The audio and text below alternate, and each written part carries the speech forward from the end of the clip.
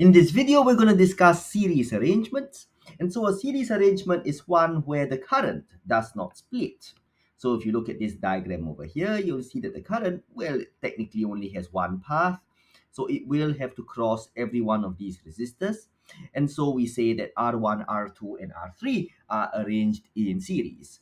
And so what is important to understand about series arrangements is that the current through each resistor in the arrangement is the same. I is the same. Okay.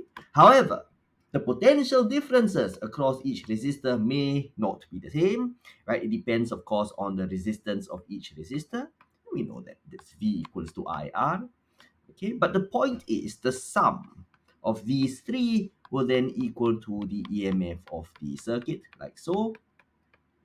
And of course, to find the effective resistance, R effective, that is just the sum, R1 plus R2 plus R3. And of course, that means we can also say that the circuit current I is the EMF over R effective, which is, of course, EMF over R1 plus R2 plus R3.